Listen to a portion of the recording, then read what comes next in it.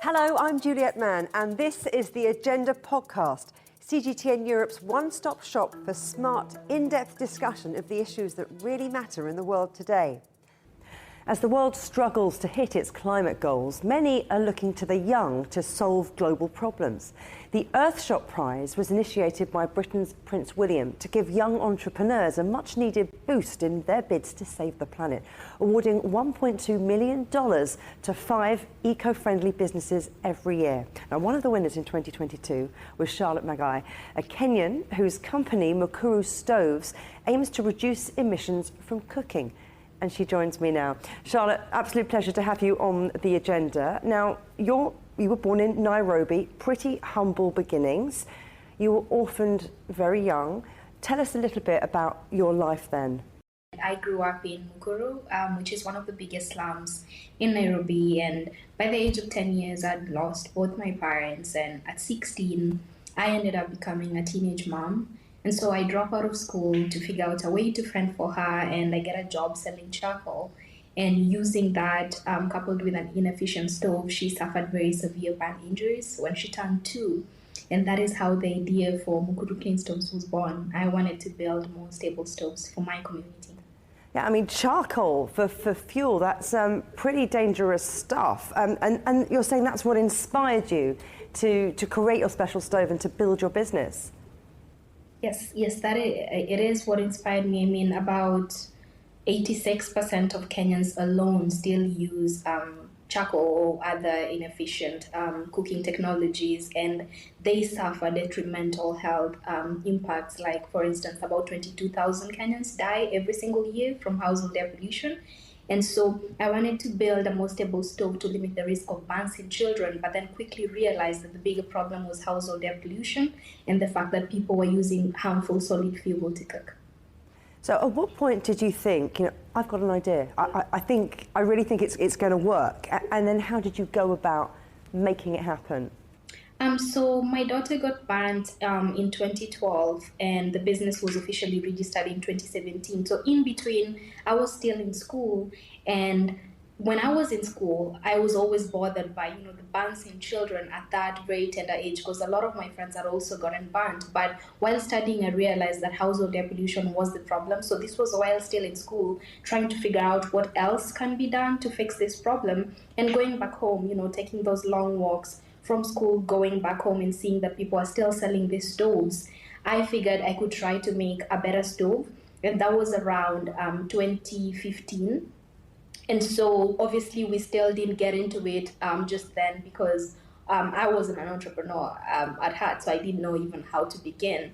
But then watching other entrepreneurs were solving some, very small or big problems within our community and trying to emulate what they were doing. So in 2017, I decided to just go for it. I opened a small shop within the slum that I was living in Mukuru, and would outsource. So we designed this stove that the point of it all was to enable households to use less fuel, because it would decrease the amount of charcoal or the amount of fuel that you would be using to cook. Now, I know you're saying it was a process for you and you were absorbing everything that was around you, but let's talk about timing, because mitigating the impacts of climate change is very now, isn't it? It's very of the moment. Did that help? That has helped tremendously, really, because a lot of the people who suffer the impact of household air pollution, or a lot of issues that are faced by low-income communities, apart from the fact that they cannot address it due to poverty, they just do not understand just how the impacts of it are very detrimental. And so right now, seeing in the news every day that the way we cook, the air we breathe, and how that affects, our environment, how that is related to flooding, in a different country, and how you could help change that, has really helped us push, the agenda of people using improved cook stoves. And then another way we do it is because, again, we realize that for low-income communities, even when they realize that this is a problem, they still cannot afford to address it. So how do you build a solution that you can then educate them the importance of, but then provide them with a product that they can afford? So we use recycled materials, we make them in Kenya, we distribute through local women business owners, and we sell them a $10 stove. And this is a stove that even if they're able to save for just 2 or 3 weeks, then they're able to afford, because these are households that earn maybe $40 to $100 monthly income. What else is going on in the market? I mean, is there healthy competition, or have you filled a gaping hole? There is competition, but not enough. I mean, the improved cook stoves that we have in the market right now are so expensive that they are targeted to middle-income earners who, in a sense, can still afford cleaner cooking technologies like solar within their household. So when they buy a $50 stove and you try to sell it to someone who $50 is their monthly income within that household, they cannot afford it. So the biggest competitor for a stove like Mukuru is actually the traditional stove, because it is cheaper. So you want that is the problem that we are trying to solve. So not necessarily fighting with the international cooktop brands who are selling their stoves at exorbitant rates, but their problem, the stove that caused the problem, the stove that caused my daughter to get banned, that is the problem that we are trying to address.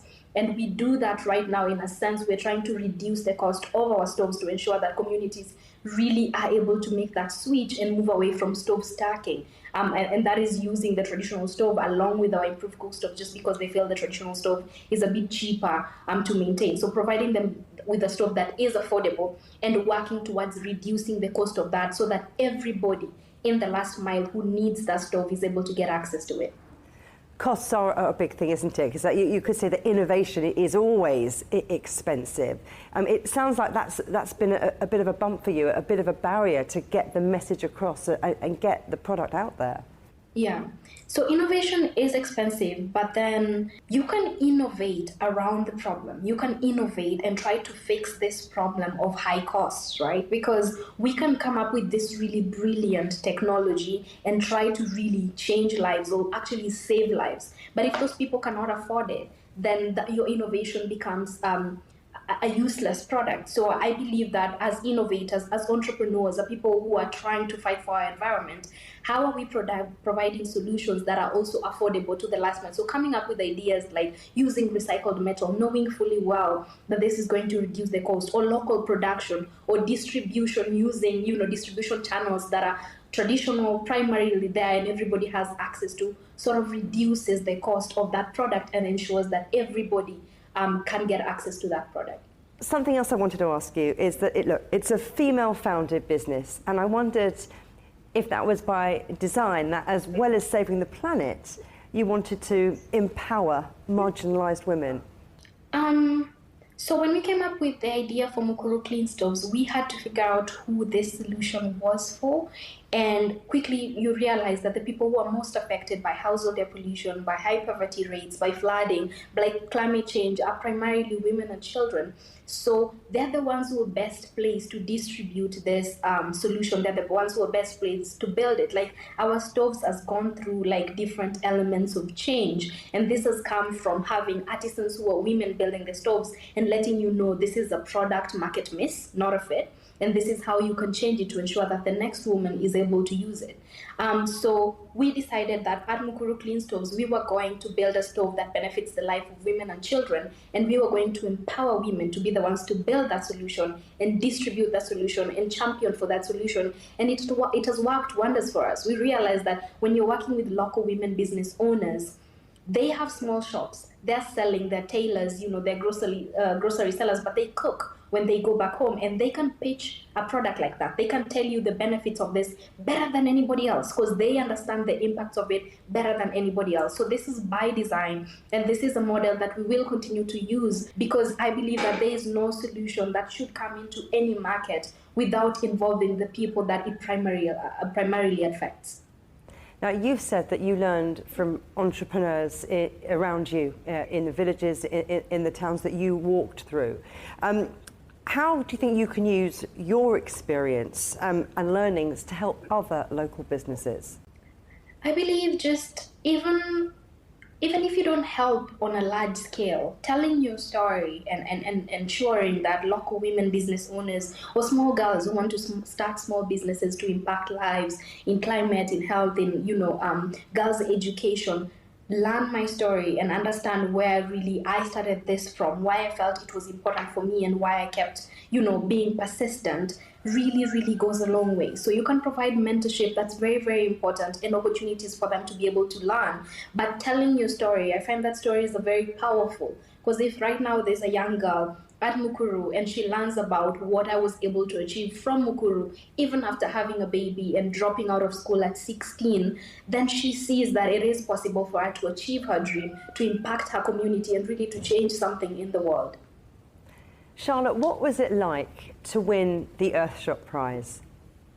You used like a past tense, and it still feels very like new. It feels like we won the Earthshot Prize yesterday. It was mind blowing. It was unbelievable, but it was also very, very validating because we have been working at this for so long, and in a world where a lot of young people are innovating, you never quite feel like your solution is that important or that significant. So to get that nod from the Earthshot Prize and the financing, obviously, that comes with it it has been the biggest honor for Mukuru Clean Stoves, and it places a very big responsibility on us now because the Earthshot Prize is watching, and now that impact that we wanted to achieve, there has to be a 10x on it, and we have to actually ensure that a lot of people, not just in Kenya, are able to benefit from the Mukuru Clean Stoves thanks to the prize. And let's talk about that prize, $1.2 million. How are you going to use that to scale up and grow your business? Oh man, pretty very interesting things coming up out of Mukuru because of the Earthshot Prize and their global alliance. It's not just the prize money. That's the thing with the Earthshot Prize, is the connections, is the fact that they're making introductions to try to get people in to help us scale this solution. And our dream was always to access the entire African market. But it's no longer a dream. You know, we are building our next factory in Ghana. We're moving to this year. We're going to South Africa next year, distributing within these 3 large regions in Africa, thanks to the Earthshot Prize. And because of them, we decided to do a LEAP project. And our LEAP is called Waste to Fuel for Stoves, because Africa has a lot of farmers who have other resources but not necessarily cash. So through the LEAP that we're doing with the Earthshot Prizes, they're selling us their agricultural waste.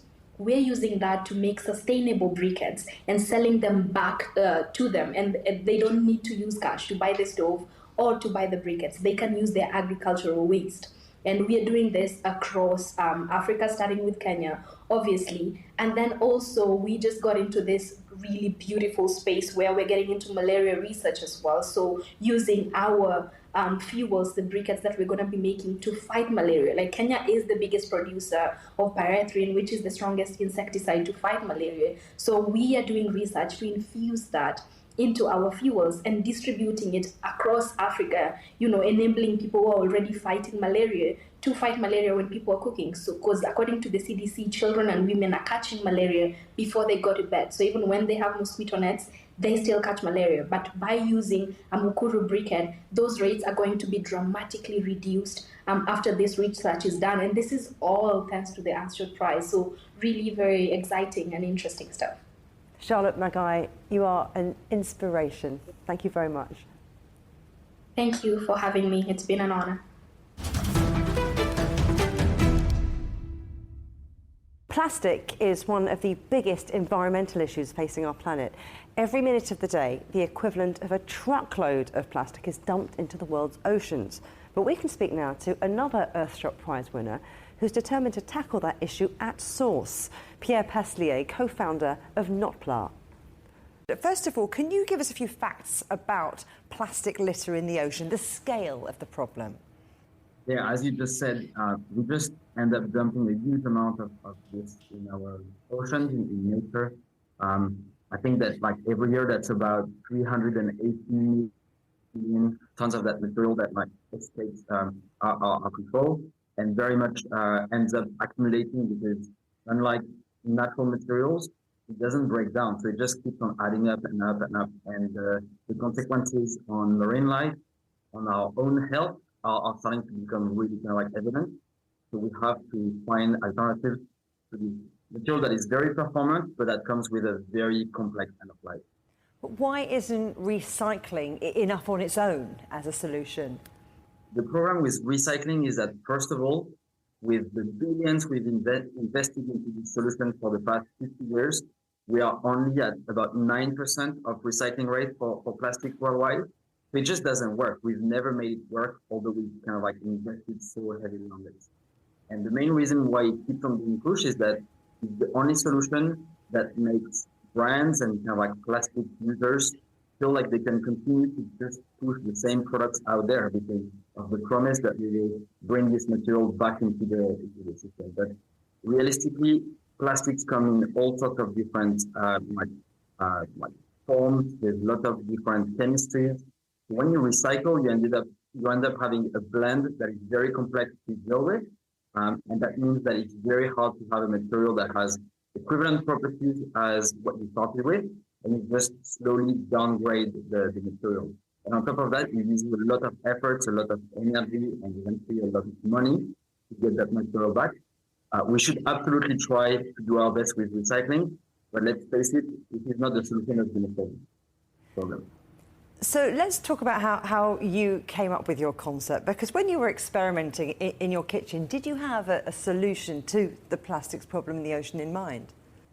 We certainly wanted to create something that would feel a lot more in sync with nature.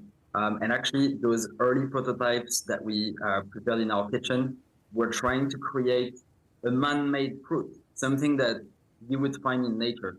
Packaging that would not feel like an industrial material, but something that is a little bit more like the skin of an apple or of a tomato.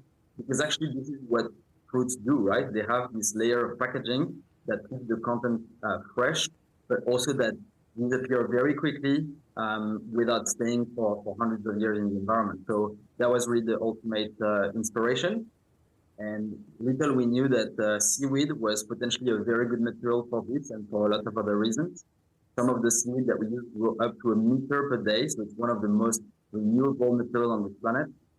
It doesn't use fresh water or fertilizer, and we can make packaging with it. And the great thing is that this packaging, if it ends up in the wrong place because humans haven't collected it properly, it will naturally break down in a matter of weeks without creating any problem for nature because it's been around for 1 billion years. So nature knows exactly what to do in that case. So what exactly is Notpla? You know, how does it work? How are you going to use it? So Notpla is both the name of our company, but also the material that we make from seaweed. We apply it into different applications, from little bubbles that we filled with energy water, like water or drinks for marathons, ketchup sachets. Now we're doing takeaway boxes, like a burger box where cardboard is coated with a varnish of our material to make it resist the grease and the moisture of the food. We have papers and films. So the goal is to bring seaweed on the map of packaging materials so that we can stop using as much plastic as we do. And the idea of like the material is that regardless of where it ends up, it will never create a problem for nature. So it's naturally biodegradable. These types of products are also recyclable. In some cases, it's even edible. So it really is behaving just like the peel of the food. Oh, so you can eat your takeaway and you can eat the box that it came in. I'm not sure about that. But look, when we talk about startups, the buzzword we hear, is potential, isn't it? So what is it going to take to scale up, to replace those hundreds of millions of plastic sachets, containers, all of those things that you're hoping your invention is going to solve the problem of? It's been a very exciting journey, going from the lab and proving that it can happen to now having some scale. Last year was the first year that we made 1 million units of something. We made 1 million units of like those takeaway containers for food. And this year we've multiplied our manufacturing capacity by 50. So we could be potentially bringing to the market 50 million units. And from there, you can see how it's very easy to start replicating this in other geographies. So in a way, the scalability is now demonstrated. We dropped the price point to start to be competitive with some of the other bioplastics that are used that typically aren't naturally biodegradable. They only biodegrade in a human-controlled environment. So we're really starting to be competitive on price as well. So now the only blocking points is companies making that switch, taking a little bit of like a pioneering attitude towards this problem, because it's very easy for them to keep on pushing on the market the same stuff. And also making sure that the legislation is encouraging people to make those kind of like choices and not just like cut corners for a few more years, because we have a urgent need to change, and we have to tackle all of the greenwashing that is happening in this space that makes a lot of half good solutions pretend to be the full thing, and that actually hurts people who really try to be the maximum on sustainability. So you want to get businesses on board, you want regulation to be in place, you want people to start believing in this. I mean, do you think that the world takes this problem seriously enough, or is it all talk, no action? I think we are at a turning point. I think for too long it's been very easy to dismiss. I think now the pressure from consumers who are facing the the impact of climate change, of seeing the pollution kind of growing in nature, is starting to really have an effect on the people, the brands who put out those products. You can see a lot of ambitious charters and kind of big announcements from those companies to say that by a certain time, 2030, 2050, whenever, they will be completely kind of transition to a sustainable solution. Now is the time to deliver it. So I think that there's still a little bit of a gap between those commitments and where we are today. But I think that things like the Earthshot Prize are a real chance to show that it's now a real kind of industrial scalable solution. So there's really no reason not to engage and not to make that change. It's really ready now for action. There's no reason not to engage, you say, but do you think that the next generation has that drive to push forward and solve the climate change challenge? I think, unfortunately, the rest of the population doesn't have as much of the drive as the new generation. There's definitely such a good understanding of what's at stake for the people who will be around this planet for the next kind of 70, 80 years. So we need to follow their instinct more. I think that there's kind of definitely a lot of resistance from the older kind of generation to keep on doing the things that has been working so far, but we have an urgent need to act. You mentioned the Earthshot Prize, so congratulations for winning that. So how are you going to spend that money? What's it going to be used for? What does it mean to you and your team that you've won that award? So it's an amazing kind of achievement for the team, because there are so many different crises out there and people working on incredible solutions. So to be selected as one of the winners is really incredible. And we're really trying to make the most of this opportunity. As you mentioned, there's £1 million, so that's a huge way of accelerating the R&D efforts that we have at Notpla. Grow a team of chemists, engineers, designers pushing the limits of what's possible to do with CV. Let's remember that plastic has a 100-year head start on what we're doing. There's been billions and billions spent on making it the ubiquitous material that is around. So we really need to double down our kind of research efforts on understanding how to leverage these materials better. So that's really where that £1 million is going to go. But beyond the £1 million, what's really incredible with the Earthshot Prize is that there's a whole network of support. There is a global alliance of tens of companies that are really trying to make the impact of these finalists and those winners grow as quickly as possible. With the level of recognition of having Prince William kind of endorsing personally the solution. And sometimes this is what people take notice of. When there is somehow someone's a celebrity endorsing something, this is when you reach a wider range of the population and just the people who really care about sustainability. And I think that's a very big, important step for reaching a more mainstream adoption of solutions like this. And do you have any tips for budding eco-entrepreneurs out there looking to make a difference themselves? Yeah, I think there's never been a better time to have an ambitious project that can really tackle one of those big problems and find the right level of support, investment, people who are really dedicated to find a purposeful career and want to work with you to reach the objective. So this is a really exciting time. I think that the problems are pressing, and it can be a little bit doom and gloom when you read the headlines. when you're working on a solution, it's probably exciting to have the level of purpose and dedication that goes towards solving one of these problems at the heart of your life. That's something that is really, really exciting. Pierre Paslier, pleasure talking to you. Thank you very much. Thank you very much.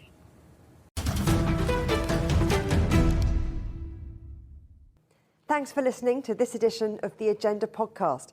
Do join me next week when I'll be speaking to former President of the European Central Bank, Jean-Claude Trichet, to get his take on the state of the global economy. Remember, you can subscribe to this podcast on iTunes, Stitcher, Spotify, or wherever you get your podcasts. You can also find more agenda content on CGTN Europe's Facebook, Twitter, Instagram, Telegram, and YouTube channels.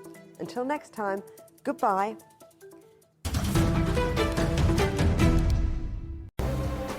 The most interesting questions. Are there other living beings beyond Earth? Will man or machine be in charge? Great question. Always have more than one answer. Well, hold on, let me just draw up a list. And always come from more than one person. That's where the credibility lies. The concept of having a machinery which is alive and evolving didn't wait for us. The end of inequality of incomes and wealth around the world, can you imagine how difficult that is at the moment to achieve? Every episode, Stephen Cole, Murray Beveridge, and some of the brightest minds out there shed light on the answers to some of the most intriguing questions. There are two ways of looking at this. Machines can't really discriminate between civilian and military targets. The Answers Project. Maybe we need to just look at this in a bit more detail. Extraordinary claims require extraordinary evidence. The Answers Project, a new podcast from CGTN Europe.